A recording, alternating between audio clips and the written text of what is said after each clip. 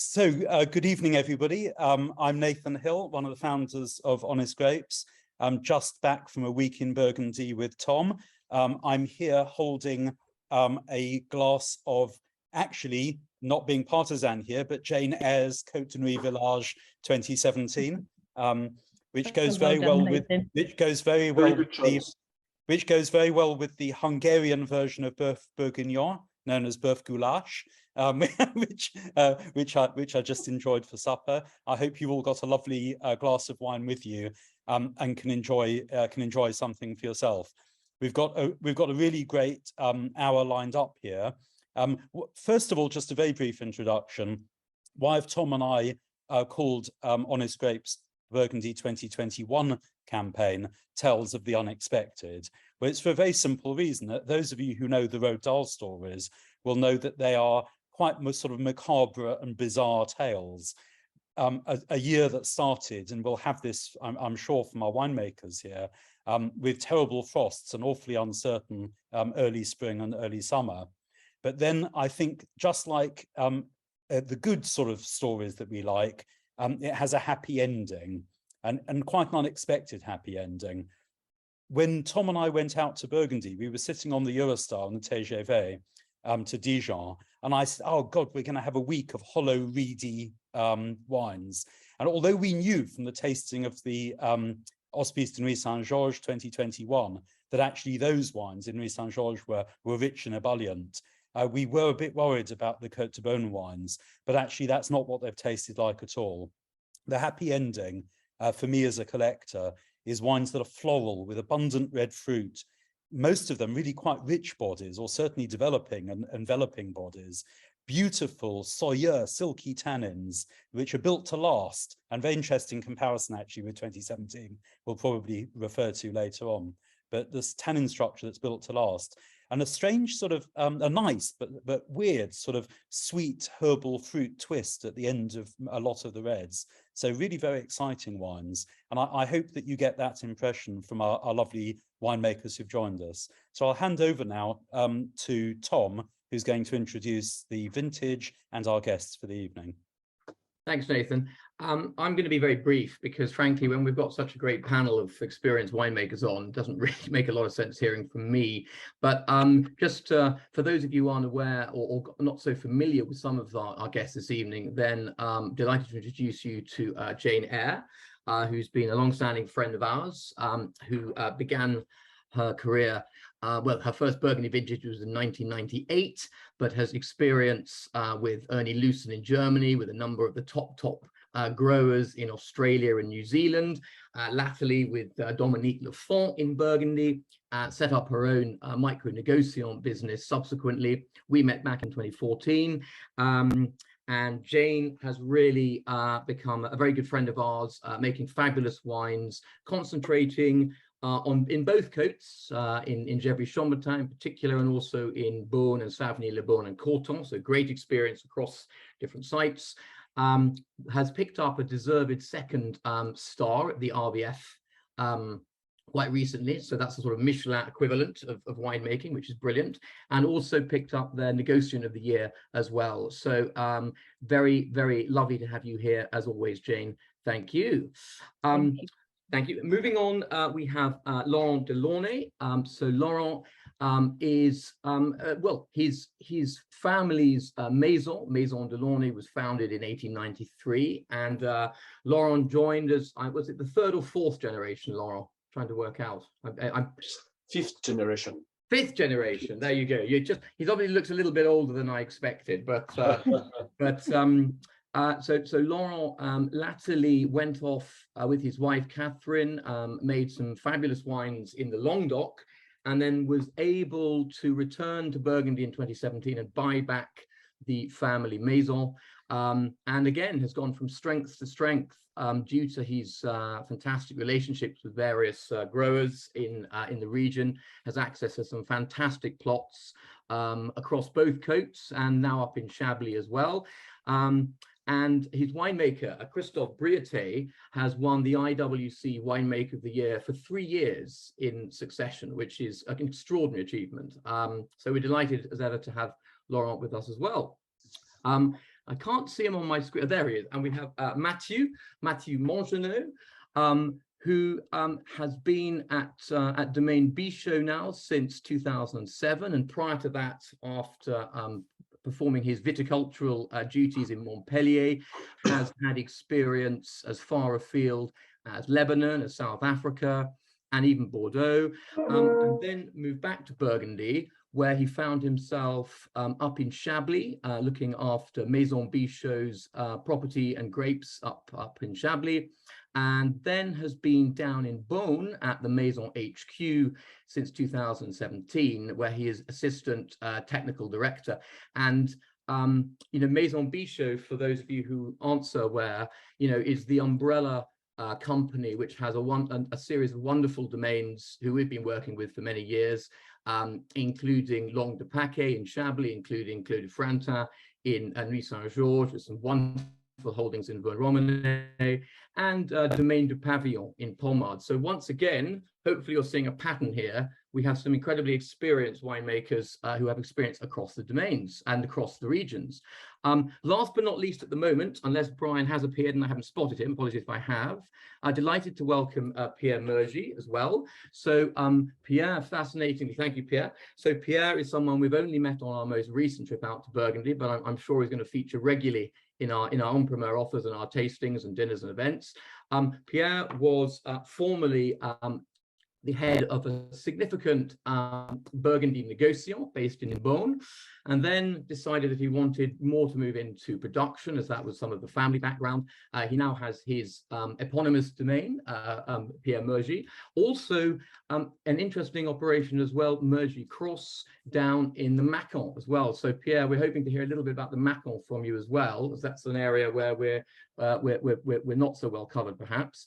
And also has a very interesting operation as well with Dominique Lefont, Clos de Chapelle, making some wonderful wines in Pommard. So again, Pierre has some great experience across Côte de Nuit, Côte de Beaune, and in the Mâcon as well. So that's a very whistle-stop introduction to our guest this evening.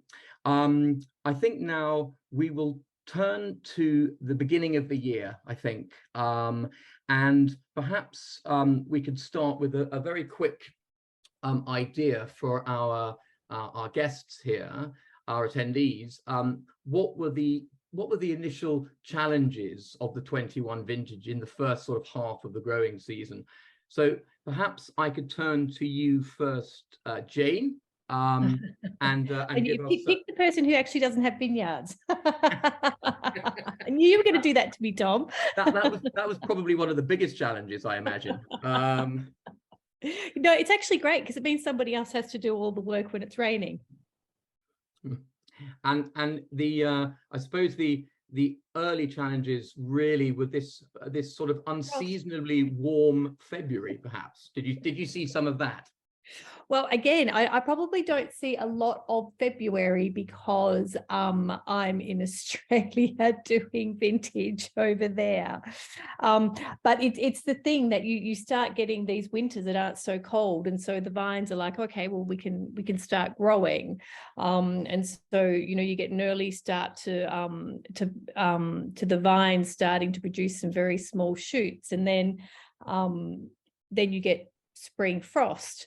And so April we had several nights of just sub-zero temperatures, and people are out there with burning candles, people also using wind machines to try and keep the cold air moving through the vineyards. Some people now are also using copper wires, electrical wires, to sort of help. So they have an impact, but when you've got sort of 3 or 4 nights where it's suddenly it's down to -7, -8, there's just there's a limit to what you're able to do. So you just start off from a very, very, very small base, a bit like, the April frost that we had in 2016. They don't hit everywhere. So it's not, all the vineyards aren't wiped out across the board. And I think Pierre will probably be able to talk about this, because I think one of their vineyards wasn't touched very much, whereas other people lost nearly everything. So that's the challenge. And then you just have these incredibly, being Australian, you just want some warm summer. And last year it just rained and was cool. And so then there's difficulties, getting into the vineyard to treat the vineyards. These years become more difficult when you're working organically, biodynamically, because the challenge is there is to really keep on top of the disease. So going back to Nathan's happy ending, when harvest came around, the sorting table was worth its weight in gold last year. Just trying to sort out the fruit that wasn't ripe, that was diseased, didn't look so good. So already you were starting with a very small crop, and then you're having to sort fruit that wasn't perfect. But then the fruit that we got from Gevrey was not, it was great. That was where I actually went for a little bit more whole bunch because the fruit looked fantastic. So it's very hard to do sweeping blanket statements, because even though Burgundy's not big, you have so many little micro vineyards and parcels, and depending on whether you're eastern facing or up around the corner. So where someone might have had a really high disease pressure, somebody else looks like it's from another vintage, and the fruit's great. So there are always so many things that play out as to what your fruit's like. And even with some of the fruit that really I almost threw my hands up in despair at one point. It's like, I just don't want to sort any more fruit that looks like this. And then I just bottled my 21s this week. It's like, how did they manage to turn out that that good? And they are, they're super aromatic, they're pretty, they're elegant. I even showed a client today some wines that have been open for 3 days, thinking that they're light, they're just going to have fallen apart, and they were actually still really holding their own. So I think it's one of those years where people have this idea that they're light, they're aromatic, they're fine, heard about all the difficulties of the growing season, so they think that maybe they haven't got enough stuffing. But I think it's going to be one of those vintages that the wines are actually going to be deceptive in their staying power. Yeah, no, Jane, thank you very much. And I think that's very much what we felt tasting with you. I know we were in a bit of a rush given our packed schedule, but it was hugely encouraging just how full the wines were on the mid palate. They'd clearly opened up, they were fleshing out, there was no lack of Matthieu in the center of the wines.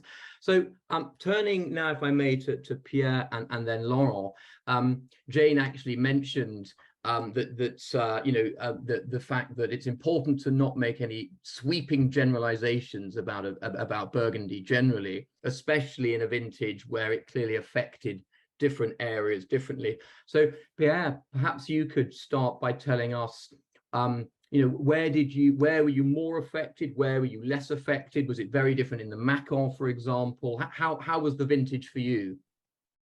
Yes, it's true that there are very different weather conditions, especially in spring and summer.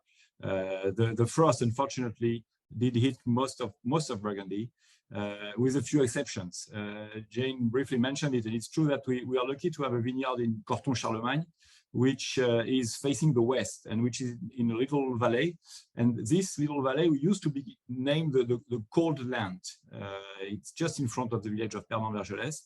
And when I made a tour of the vineyard a couple of days before the frost was announced, I realized that this vineyard, which is my most valuable vineyard, was the one which was more behind everything else. So the bud had not yet broken.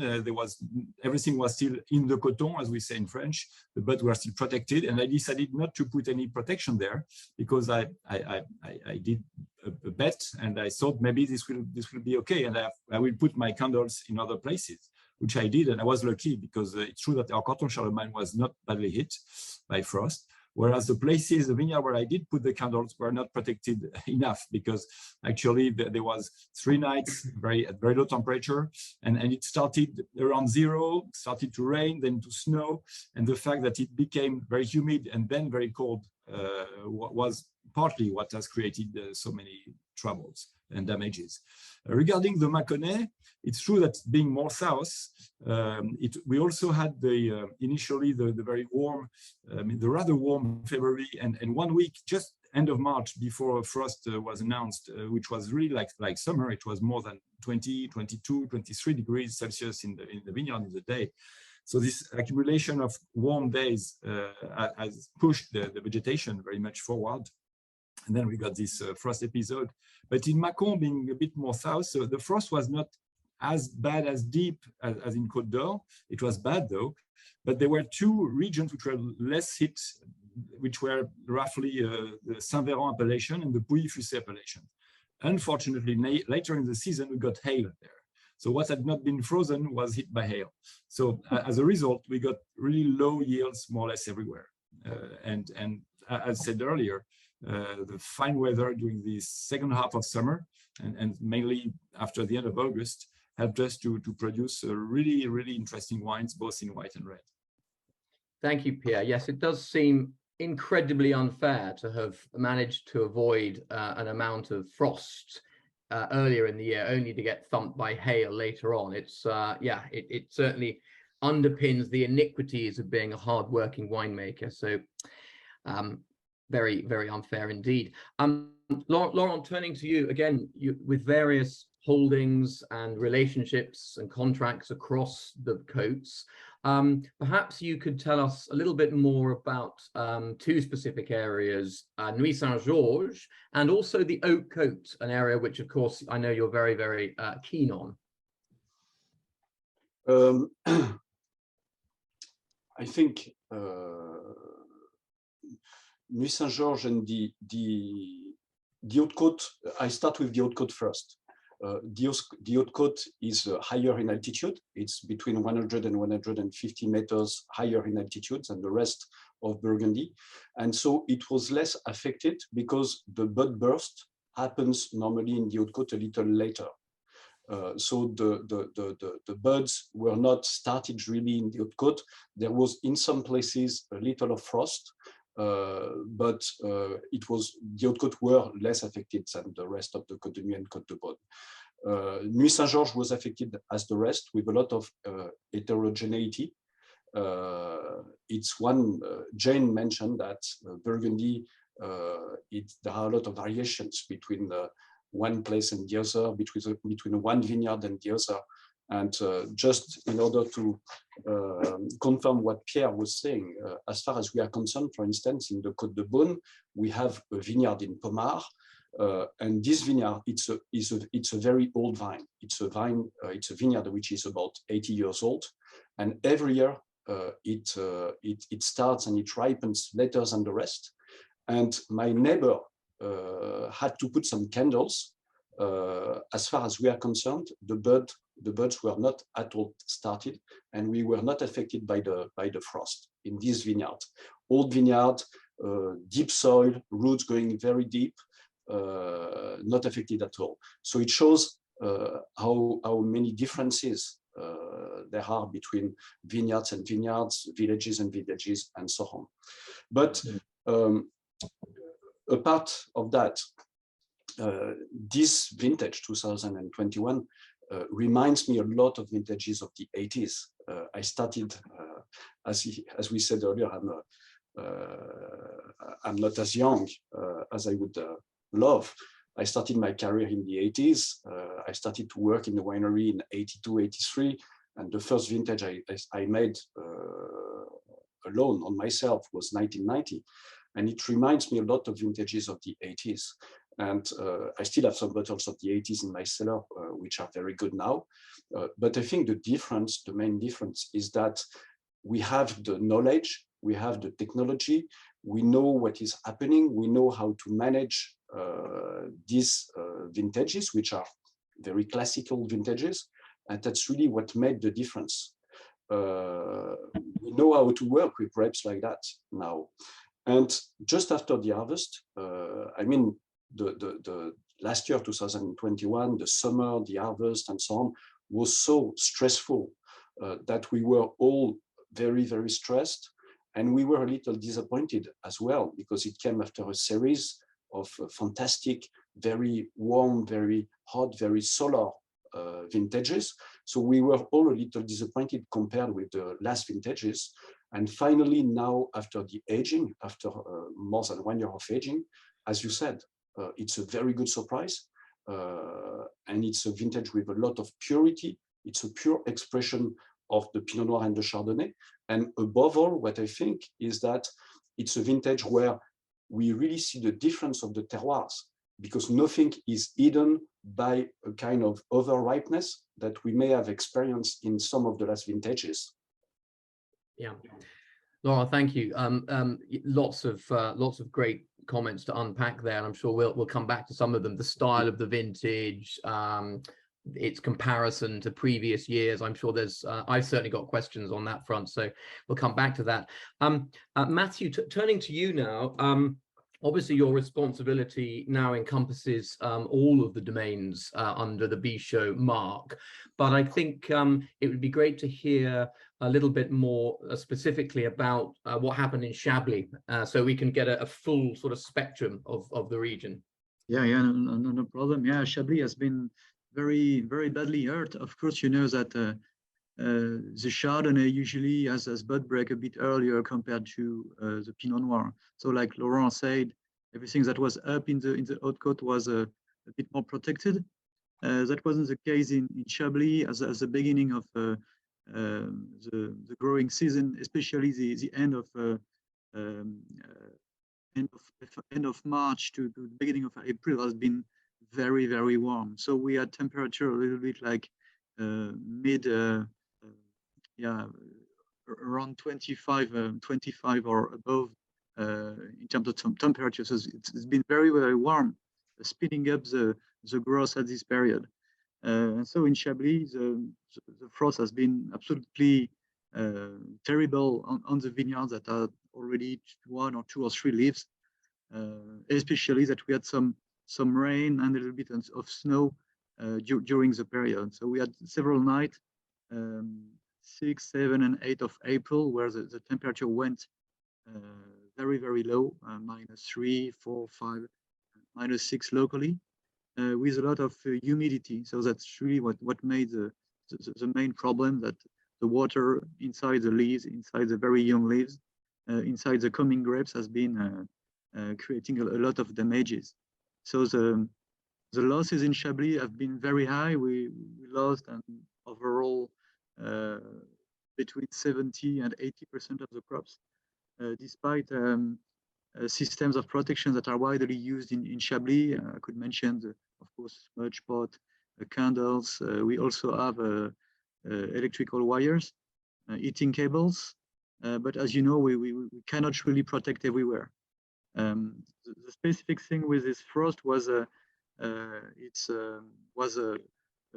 big mass of fresh air. So that wasn't the classic, I would say, the classic spring frost, where only the bottom part of the vineyards are affected.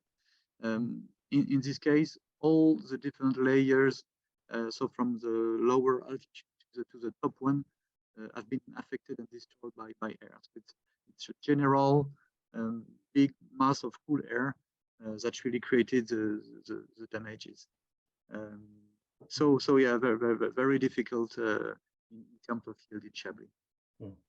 And I think we might be slightly in danger, and it's entirely my fault for asking the question, of assuming that this vintage was all about frost, and therefore unquestionably devastating as it was. I do think there is a tendency, a natural one perhaps, to equate small quantity with a lack of quality. But as we've certainly seen from past vintages that were very heavily hit by frost, I suppose 16 comes to mind, particularly for reds, not necessarily, in fact, not always the case at all. So I think turning away from the challenging conditions of the vintage, one of the things which I think Laurent picked up on there, and I'd like to, we'll sort of look at a bit more, is the fact that not only the vines, but also the winemakers have become incredibly adaptable over the last 5 to 10 years. And I think that's been shown in the fact that, you know, several recent vintages, be they exceptionally hot or exceptionally dry, or, you know, terrible frosts or hail,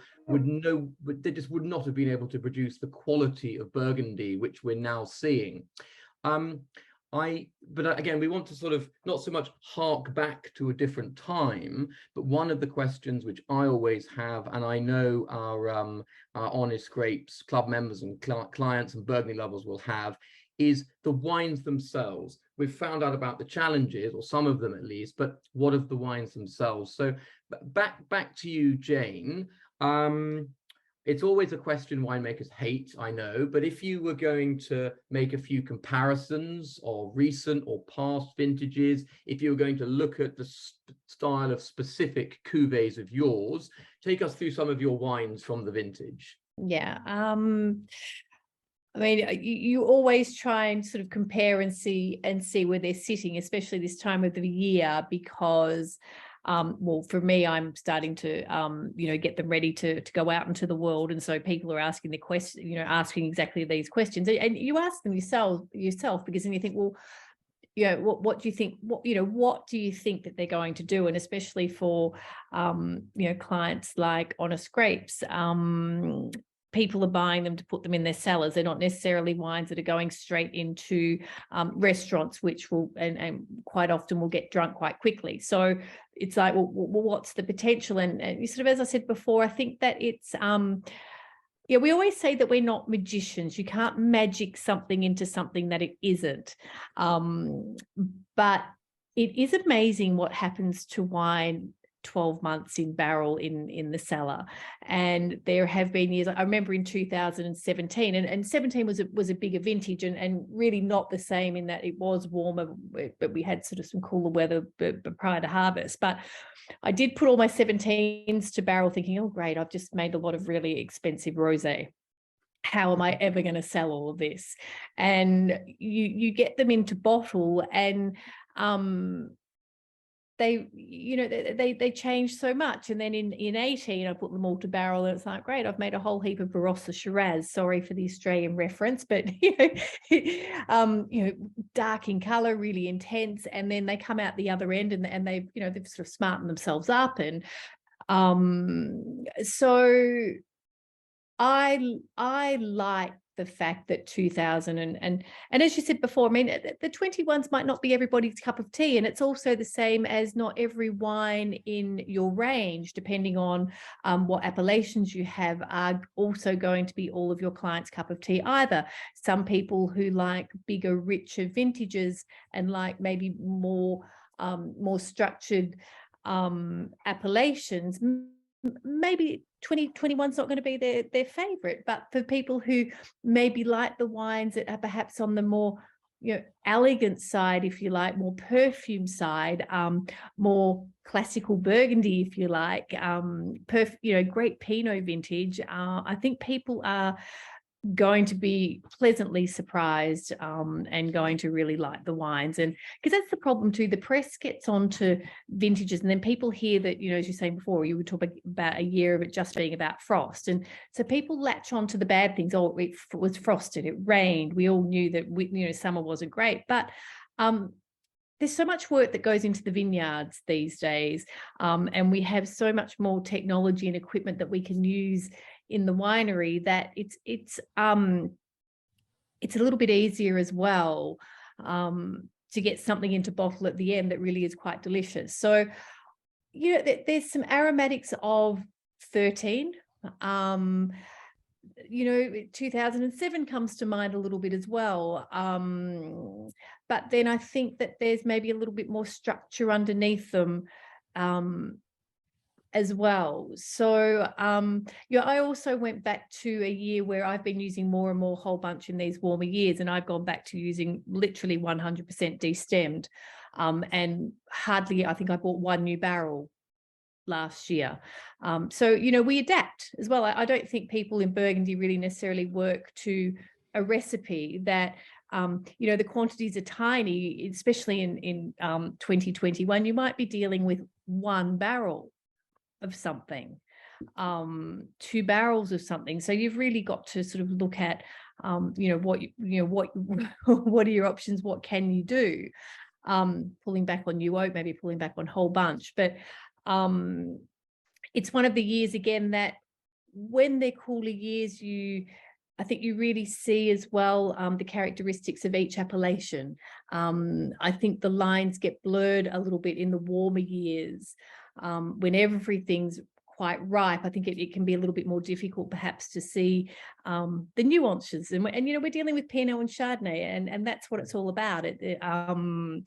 So for me and the style of wines that I make and what I like to drink, you know, I think it's a great year. Brilliant. Thank you, Jane. Absolutely.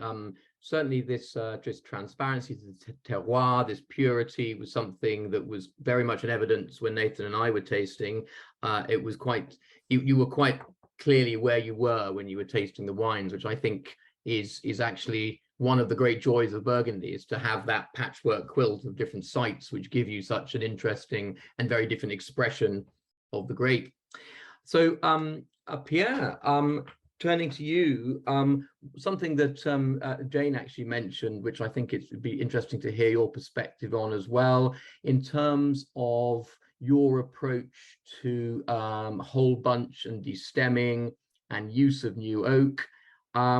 Did you vary it up this year in 21? And then again, the same question as I asked Jane, tell us a bit more about your range this year, some of the sort of the wines you're most pleased with. Well, it's true, we have to adapt to the quality of the fruits, of course, and also to the quantity which we get. Jane mentioned it. It's true that by chance, the profile of the 21 vintage doesn't need a lot of new oak, or cannot handle a lot of new oak, or new oak at all. And that's good, because we needed to use our older barrels. So because of the small quantity we had produced, it was good not to be in desperate need for new barrels. Then talking about whole clusters, which is something which I normally like to use in proportion, like 1/3. I was not very comfortable with the purity of the stalks of the Pinot Noir I was getting. And after tasting, chewing some of them, I decided not to use whole clusters at all in 21, which was a bit frustrating, but I thought it was the best adjustment I could do. Having said that, sometimes you may have to decide to use some whole clusters just because you do not have enough grapes to fill up your tank. And by using some whole clusters, you have a little bit more volume in your tank, and sometimes it helps to have better fermentation. But overall, it's better to adapt the size of your tank than to be forced to use whole clusters if you are not confident with your whole clusters. And then just I will give an echo to what Jane said regarding the potential comparison with vintages. For me, 21 is a little bit between 13, because this was a late vintage. I mean, late, normal time of the vintage, which we picked second half of September. But also, thanks to the small crop, the fruits finally got ripe, and with a very, very reasonable level of purity. On the sorting table, there were not not a lot of sorting out. I mean, personally, we've been close to 8%, 9%, never more than that, which is not very high actually. And thanks to this small crop, we got very reasonably ripe fruit, and so that's why I'm tempted to compare 21 to a mix between 17 and 13. So the expression of a late vintage, but finally the fruits were ripe and tasty, and that's partly what could explain probably the great result which we got in our barrels. Thank you, Pierre. Thank you, Pierre. Laurent, over to you. I've always been impressed since we've been coming to taste with you that you don't make wines to a formula. There's not a certain amount of oak depending on the cuvée, certain amount of new oak, I should say, certain amount of whole cluster depending on the sort of the level of the wine. obviously we know it's a challenging vintage. Do you feel you were forced to make a lot of or adapt a lot this year? Have certain wines turned out much more impressive than expected? Have there been some real surprises? About the same as Pierre and Jane. As far as we are concerned, we don't have a rule when it comes to old cluster. We use a little of it. It really depends. It really starts from the vineyard, from the block of vineyard, and looking at the conditions of the vineyard, where it's situated, how is the soil, that we know very well because we have the same vineyards, of course, year after year, but also depending on the conditions of the vintage, how the grapes look like. We already have a clear idea of what is going to be the final style of the wine. And we consider our way of working of helping the wine to go in the right direction. We know what is, we have an idea of what the personality of the wine is and is going to be, and we try to help him to really develop and show its own personality. And so it's very varying from one wine, from one cuvée to the other. We don't do a lot of old bunch maceration. Generally speaking, it's between nothing and no more than 30% or something like that. In 2021, we used a little of old bunch maceration in some of our wines because the stocks were of very good quality for some of them. So we follow our intuition, if I can say. And as far as vintages are concerned, I'm a little like Pierre. It reminds me a good mix between 17 and 13. I would say 17 with a little bit more of acidity, maybe than 17. And I also remind very well of the 2007 vintage, which was very much criticized at the beginning, and which after 1 or 2 years started to show some very nice expression of what the appellations were. So I compare a little with 2007 too. Thank you, Laurent. Turning to you, Matthieu. Again, looking at the considerable portfolio of wines within the Bichot portfolio and the domains themselves, where were you particularly pleased and surprised across the domains? And what, was there anything specific that you felt you had to do to get the best out of the wines this year? Yeah, just one thing I would like to mention as it's coming to challenges, the quantities themselves during the winemaking were challenges. So I wanted to underline this. When you have limited quantities, whites, and especially reds in the cellar, it is a challenge on itself, as you have to rethink totally the way you use your different tanks and how you're going to vinify and how the temperature control is going to occur. So it's been big challenges from us since the beginning. The frost itself and after everything that went during the season to the winery was really a matter of changes, of rethinking, of really pushing the limit to take the best of the vineyards. Of course, the sorting table was very critical in all the different sites for us. In Chablis, as well as in the Côte de Nuit and Côte de Beaune, we had to use the sorting table at its best to really take the best. We made a little bit more than technique that we use most of the vintages, but a little bit more during this one is positive sorting. This means that usually you just remove what's not necessary, but when we want to upgrade this and go a bit further, we just take what we want to keep. So it's just removing from the table and to put it on another table really is the best of the grapes, which is totally different from the technique we use in a classical vintage, which is just remove what's not necessary. So we call it positive sorting, and we used it quite a lot, especially on the reds, to really take the best, select the best stem, and keep the best of the grapes to really take the best of this vintage. In terms of wines, of course, the whites are nearly zero, so it's very difficult to say we have a big success in this and this.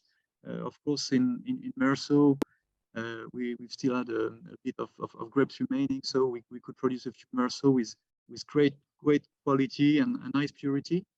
After, I really enjoy at present all the Côte de Nuit sector, thinking about, for example, Chabiot or Fissin, that really gives a very nice wines with a lot of flesh. So to me, it's really nice. And Côte de Beaune as well. We were a bit a bit frightened by Côte de Beaune, but they tend to give very soft and silky tannins with beautiful aromas. So I would focus on those points. In terms of vintages, I'm joining Pierre, Laurent, and Jane. Of course, it's links with fuller vintages like 2017, 2013. I would add a little bit of 2016 in the feeling that we had. 2016 was quite the same scenario with lower yield, a lot of frost. It's been also a very challenging year during the growing season, and we were looking at the 16 with a bit of what's going on, how is this gonna behave, and at the end it's really a beautiful vintage. So now we see a little bit more how the 2021 is gonna behave. For sure, they are from a cool climate style, terroir driven, really terroir oriented after 18, 19, 20, where the terroir can be a bit compressed, a bit hidden.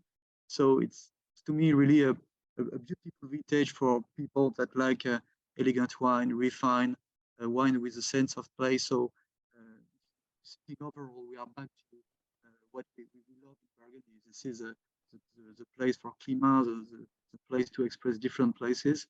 And that's 2021. So, like you said, it's a kind of happy ending, and we're very happy with the quality now. Thank you, Matthieu. Yeah, I have to say one of my favorite wines from Maison Bichot is actually the Fissin Clos de la Perrière, which I think is outstanding value. And we didn't get to try it out in Burgundy, but I'm very much hoping that you made enough there for me to bag my annual case, because it's terrific. It's interesting that certain vintages have cropped up with our guests this evening in terms of comparisons.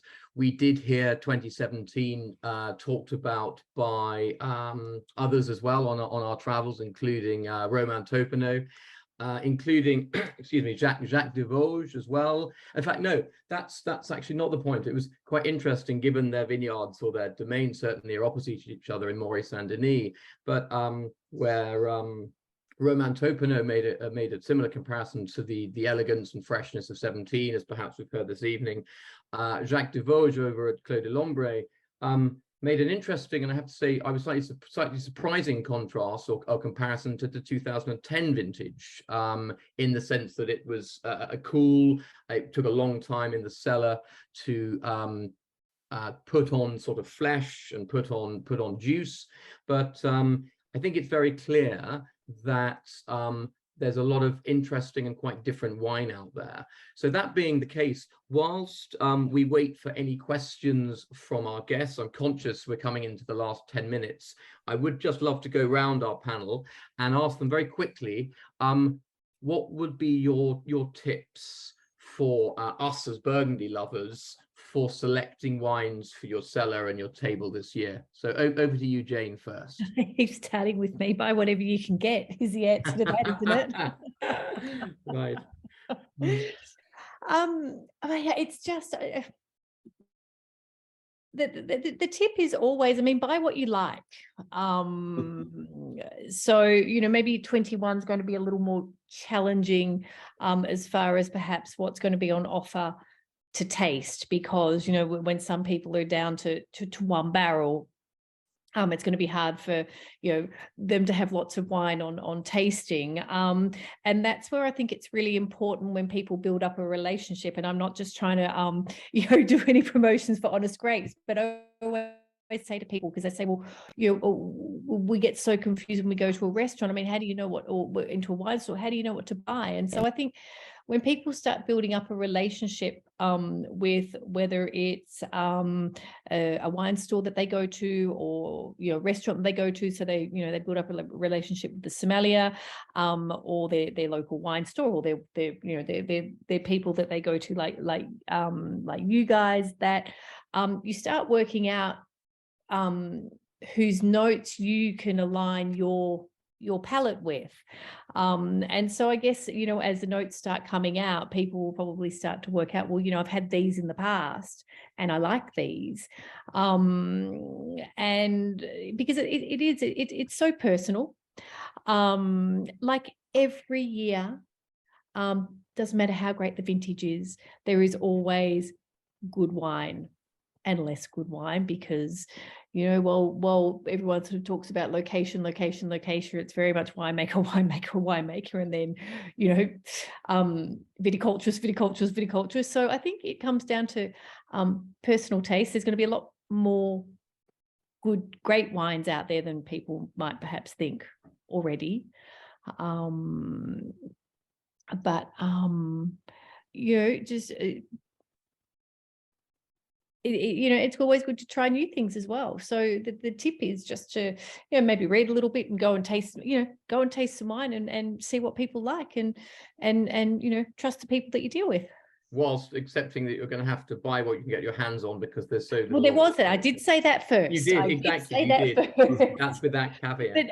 But you know, Tom, you got more Corbeau than, because for some bizarre reason, Gevrey, nothing ever happens to Gevrey. Does God live there?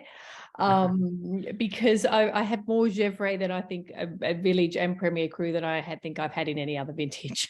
Yeah, and we are definitely not complaining about that at all. So you heard it here first. We have plenty. Well, never plenty, truckloads of it. Never as much as we'd like, Jane, but we do have some Gevrey Premier Cru Corbeau, which is outstanding. Thank you very much, Jane. Pierre, over to you. Your sort of tips for trying to select wines this year. Yeah, well, I agree with Laurent. The Haute Côte were quite successful, and I had the first vineyard for the first time this year, and I'm really happy I started this year. And I have very succulent, elegant Haute Côte de Nuit. And I also am quite happy with my Savigny-les-Beaunes, because this is a wine which I was lucky finally, because the crop in this parcel was much smaller than usually. But the person I'm buying the grapes from decided to sell everything to me, because she couldn't divide it in 4 parts. So I got more than what I usually get. And I was really happy, because the grapes were very healthy. So my tips from my production would be Haute Côte de Nuit and Savigny-les-Beaunes, Les Balliards. Voilà. Yeah, the Savigny was very lovely, actually. We're really back on a Savigny trip. So when we can't drink all of yours, Jane, as we have to sell some, at least now we've got some from Pierre as well to add, which is good.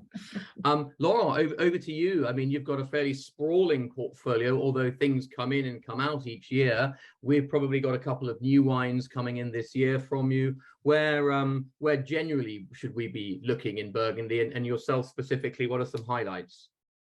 It's I'm very pleased for Pierre when I heard that on one of the vineyards he was able to get more than normally. It was a little the contrary for me, because I have several contracts where I buy to some growers who keep some grapes for themselves and sell the extra normally to me. And as far as we are concerned, it's a very small production. 2021, we produced about 40% of a normal vintage, especially in the whites, Meursault, Puligny, and Chassagne. We got almost nothing, I must say. But when it comes to tips, of course, if you can't test everything, especially in a small vintage like that, follow the advices of your favorite wine guru, Tom, for instance. trust the people who you know, and as it is a very small vintage, anyway, there are not going to be a lot of wines available on the market. So it's important also for us that we have good relationships with our distributors, including people like Honest Grapes. And so, of course, we are going to favor our favorite distributors and customers. Speaking about the appellations, we are particularly pleased of several of our appellations: Pommard Chaponière, Nuit Saint-Georges Village, 2 premier crus in Nuit Saint-Georges like L'Écros and Argia, one in the south, one in the north. We did very well, I think, with our Clos de Vougeot. And Pierre was mentioning north of the Côte de Nuit, and Jane as well. We have a beautiful Marsanais Encombreau, which is also very full of fruit and full of flesh as well. So there are some great wines with 2021. Brilliant. Thank you, Laurent. Yeah, we certainly, as ever, enjoyed a great tasting with you and Gabrielle and Mike when we were out Château du Charmont. So no shortage of great wines, just probably less of them than you would like, but excellent. And then Matthieu again. Maybe if you allow me, Tom, I am very surprised and I'm very impressed by the intensity on the nose. These wines 2021 are very expressive. They have a lot of intensity. It's one of the characteristics, I think, of this vintage, the purity of the fruit and the expression. Yeah, absolutely.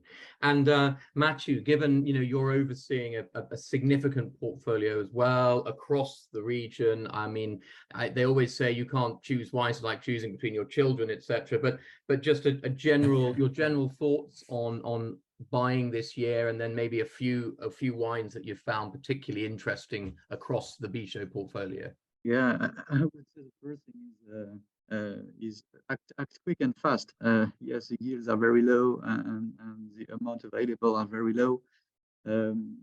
We've seen on Sunday how our Burgundy is really in the forefront, and the demands are very high, and we see it on the reservations we have already for the 2021.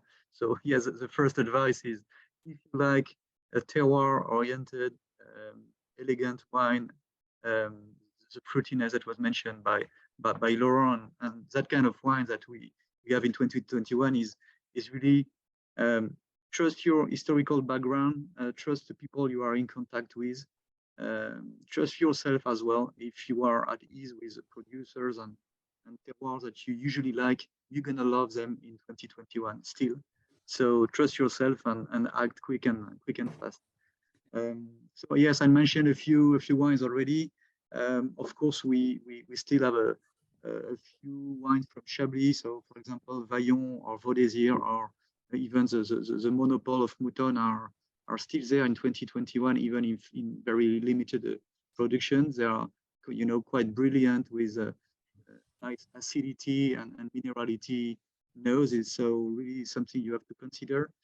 Of course, Corton also is doing quite well. I was mentioning the tannic aspect of the Corton. So in Grand Cru Corton, our Corton Marichaux is something you have to really consider. We mentioned the Côte de Nuit and Fissin, so I will not come back on this. A little spot on Secret, Secret de Famille, which is our range in Bourgogne Côte d'Or, so nice as a entry-level wine, but well made both in white and red. And of course, I have to mention Pommard Ursuline, which is our monopoly in Pommard from Domaine du Pavillon, which is really something to look after. Thank you, Matthieu. Yeah, so a good choice there. Sad to see I don't think any Clos de Mouche this year in 21, or very little. So yeah, no Clos de Mouche. We have about a bit of Meursault Charme, so it's less than 100 bottles. So jump on them. Yeah, jump on that. Excellent. I'm just conscious of time. I do have a question here from Chris. I'm just going to to be perfectly honest, and the question from Chris here we've seen is, what should we expect in terms of pricing given the lower yields but tempered with economic pressures? I.e., Chris, what you're basically saying there is, look, we know it's been bad, but don't put the prices up too much because of the global situation. Completely get that. I think at the moment we are receiving offers from various domains and growers. We're kind of going through the pricing at the moment. We'll talk a bit more. Well, just briefly, I'll pass over to Nathan to talk a bit more about the En Primeur campaign coming up, and possibly, Nathan, you'll want to sort of tackle the pricing there. Richard has just asked a question here, will the wines be bottled earlier due to the style of the vintage, or will it be a normal period of aging in barrel? Richard, one thing I can tell you was what someone else that we visited out in Burgundy was Charles Mangenot at Domaine Henri Mangenot, and he was bottling this month, which was really quite early for him. But he said that the wines had actually fleshed out sufficiently in barrel, that he'd done very, very sort of gentle élevage. He'd got an awful lot out of the wines, and he didn't feel that they needed a great deal more time in woods. Jane, I mean, I know you're a perennial fan of bottling early. Is it earlier? You've bottled already, Jane, haven't you? Oh, they're done. You want them? You can have them next week. There you go. No, I bottled on well, Tuesday and Wednesday this week. I mean, I normally bottle in December, as you said. I tend to be an early bottler. One of the things is, and it's given just the style of wines that I make, that one of the things I like to do as well is, because I'm not leaving them until sort of April or May, that I don't like to leave my barrels empty. So I also tend to rack just after vintage so that I can fill my barrels up straight away, and then leave them in, and then leave the older wines in tank until I bottle. And then because harvest was sort of set back, this is the first time ever that I personally had my growers starting in August. So the wines went into tank sort of 3 weeks earlier than what they did last year as well. So I went, well, they taste good. What it's always a thing of like, what am I waiting for? I've still got a couple of Grand Crus, a couple of hospice wines that I didn't feel were ready, so they're still in barrel, and they'll get bottled in February. But the thing for me is, what am I looking for to keep them in barrel for longer? So if I think that they're going to start maybe losing some fruit or drying out a little bit, then I'll get them out. So I don't subscribe to the fact that they need 2 winters in oak. I don't feel mine do. But horses for courses. Yeah. No, Indeed, thank you, Jane. I mean, Laurent and Pierre and Matthieu, any comments on that at all you want to add? The same for us. We are going to bottle slightly earlier than normal. I think there are a lot of wines that are almost ready. We are going to do a big bottling before Christmas, and I think most of our wines are going to be bottled between Christmas and March, I would say. On average, I think we are going to age them about 2 months less than normally, and I think a lot of people are doing the same. I discussed about that last week with Aubert de Villaine at DRC, and he was saying exactly the same.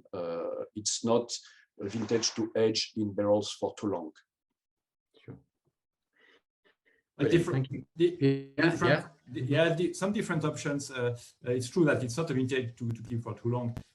We had last year, in 21, we got a lot of malic acid, which was unusual in the last couple of years, because with the climate change and the hot summers, usually we lose the malic, and so the malolactic fermentation usually happens quite early. And last year it was not the case. We got a good level of malic acid, and we have been able to delay the beginning of the malolactic fermentation, which for all my red wines happened, for most of my red wines happened actually at the end of the spring. And so I don't feel like bottling a wine just a couple of months after the malo is done. So for this reason, and because there is no use of new oak, as I said earlier, I will bottle my red at the very end of February, which is not a very late aging, but it's true that they will have a second winter in barrels. But mainly because I pay a lot of attention to the time I let to the wine to recover after the malolactic. Gérard Potel, late Gérard Potel, who was in charge of Domaine de la Pousse d'Or, used to say that he considered there was a need for 8 months after the malo to bottle the wine. So I don't know if 8 months is a necessity, but at least I like to have some time. And just to answer Chris, I think, who asked about the prices. It's true that prices will not go down. The quantities are divided by more than 2, and the demand is still strong. And of course, we also have to face the increase in prices of the glass, of the corks, of everything. But frankly, this is a vintage which I think deserves not crazy prices, but we had no choice but adjusting our prices, and depending on each of us, I think prices will compared to 2020 will probably have an increase between depending on the people between 10 and 25 or 30%. That's the reality. Yeah, I'm afraid. Yeah. So brace yourself, everyone, and buy early. Matthieu, did you want to add anything on this point about early bottling at all? Oh yes, very quickly. It's the same kind of strategy, of course. Yes, we wanted to give more space to to keep the floral. You mentioned very refined herbal characters, the wonderful Pinot expression. So of course we also gonna bottle the red the end of the bottling will be in January, so which is 2 or 3 months earlier than usually, and the whites will be bottled in December. So yes, it's a kind of strategy to give more space to the expression of the terroir. Same kind of strategy. Brilliant. Thank you, Matthieu. Again, now conscious of time, I just wanted to pass back to Nathan to wrap things up, tell us very, very briefly about the pending En Primeur campaign, and also to let you know about other wines we've got and a few other things. So over to you, Nathan. Gosh, so I've got -6 minutes, so we are overrunning a little bit, guys, but it's been absolutely fascinating, and a huge thank you to our panel. So I mean, firstly, to echo something that Laurent and Jane, well, in fact, all of our panelists said, Tom and I have been immensely privileged to have tasted so many wines. There are not a lot of samples around, and so you guys all know we do our absolute best to give you a good feeling, an honest impression of the vintage. I'm going to give a few tips from a collector's eye view, and then a bit about how the campaign will work. I think tasting Jane's Côte-de-Nuit Village 17, I'm starting to form the feeling that it's got, maybe the perfumes of the 17, but actually the stuffing of the 7. There's a lot more tannin, a good structure on the 21s we've had. These floral, sweet, brilliant red fruits. I'm going to give a huge shout out to Nuit Saint-Georges, particularly at Premier Cru level. The wines have been stunning. Laurent, our Spice 21s were brilliant. But all of the Nuit Saint-Georges we had, all of the Gervais Chambertin we had was super. Several Pommard Appellation. I guess slightly Morin Saint-Denis a bit better than Chambol-Musigny for this year, but just from the wines we tasted. Another big shout out, I know it's come up from Pierre and Laurent, Côte-de-Nuit Village and the Côte-de-Nuit are really going somewhere. And the Hill of Courton, I've never been a big Courton fan, but the red fruit showing it, sorry, Jane, but in my personal collection, but I saw you sucking your teeth there. but when it's showing that beautiful dense red fruit rather than brackish black fruit, I'm really loving Courtin. We had some wonderful Paname Vergelès, and again back to something that Pierre said, Savigny-les-Bains and Chory-les-Bains. There's a lot going on in Beaune Premier Cru, Savigny-les-Bains. Montelly, we had a wonderful Montelly d'Urès. I know Brian didn't make it somehow. We had a marvelous Montelly d'Urès at Domaine de Monty. So there's a lot going on here, and we'll be covering that in the Unsung Heroes. So those are a few tips. That's a real rattle through because we're running a bit late, but there's a lot to choose from, some of which, to be honest, from a collector's point of view, is about trading down a bit from big names to find wines that are going to be affordable, but actually going to deliver a lot. Remember, don't confuse quantity with quality in this vintage. Please, it's a mistake that everybody made with Bordeaux 21. Don't make that mistake with Burgundy 21. There may be little around, but it's fantastic quality. A little bit about the way we're going to run the campaign. Our main brochure, website and stuff, we're going to put a few things out before Christmas if people make them available to us. But as usual, I'm a bit old-fashioned like this. I do think I like to see my Burgundy range after Christmas. And so we'll be putting it out around sort of Christmas, after Christmas. We'll be running some masterclasses on the 10th of January, date for your notebook, I think at 67 Pall Mall. And these will be, there won't be a walk around style. It's too few samples. We're going to be begging some samples, running a nice masterclass for people to get a sense of the vintage with some excellent samples, which we'll be begging off these ladies and gentlemen and others on the 10th of January on the theme of Tales of the Unexpected, including some of these unsung heroes as well, to show you some of the new discoveries. Pierre joining us in our roster for the first time, both in terms of producers, but also in terms of climats, appellations, leurs that people wouldn't have come across. A note on Hospice. We've just bid successfully for 5 barrels at the Hospice de Beaune on Sunday. It was an absolutely terrifying experience this time for me doing it on the internet. It's no fun at all. I wish I'd been back in Burgundy. It's a horrible experience doing it online, and absolutely my asbestos pants were fully used to their full extent. But we managed to get 5 barrels, 2 barrels of Homard Epinot Dom Goblet, 2 barrels of En Primeur Cru Grève Floquet, and 1 barrel of Meurgey Gouraud. So everybody who's participated in the syndicates, of which there are over 50 people who've participated in our syndicates this year, thank you very much. We do have some Bonne Grève Floquet left, a few shares of that. So if anybody's interested, that was great. People were talking about the prices. They're going to be ugly, guys. The cost of drinking crisis in Burgundy. You know, we paid more than double for our wines this year at the Hospice than we did 3 years ago, and they're willing buyers. You know, people are paying that much for them. So we are very much keeping an eye on that, but nevertheless taking quality as well as quantity. So yeah, I'm sorry in advance that we always think, to be honest, from a collector's view, I always think, so when's the year when the prices will go down? Maybe Burgundy lives in its own little bubble inspired by champagne in the north, but the prices, somehow there's always a reason for them to increase, not decrease. We also have a very few shares left of Jane's Pommard Arvelet, which Jane very kindly has made available for us in advance from 2022. So a big shout out to that. It's got only about 2 or 3 shares left of that. Jane's Hospice barrels from 21, the Savigny-les-Bains is now bottled, and the Corton Charlotte Dumais, both of which were absolutely brilliant. We've actually, as Jane mentioned, she's actually delayed the bottling of the Corton, or delaying that, I think, till February, March time, something like that, Jane, or when the beginning time of February. Yeah, when the time is right anyway. So those 21s will come sometime next spring or early summer by the time they get over to us. And then also big shout out to a couple of wines that Pierre has made available to us.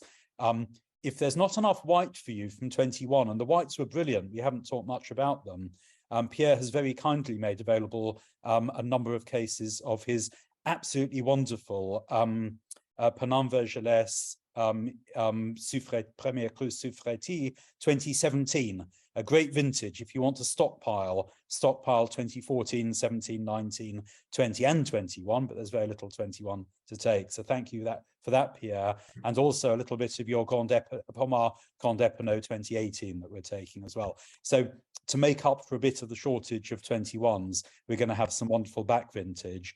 We will send everybody who's attended today, and there are about 50 more people who wanted the YouTube link.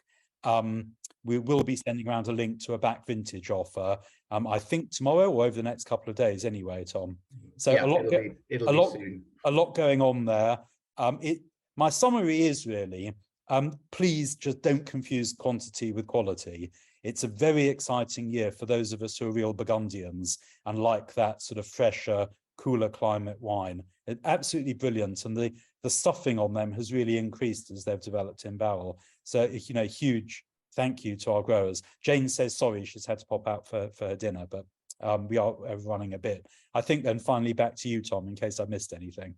Nope, nothing. I think I covered great. everything. Thank you, Nathan. I think just remains to thank our guests. Thank Jane, thank you, Pierre, thank you, Laura, and thank you, Matthieu, so much for joining us this evening. Thank you, everyone, for tuning in this evening. It's been a while since we've done one of these, but it's great to see you. And look forward to being in touch shortly with more Burgundy news.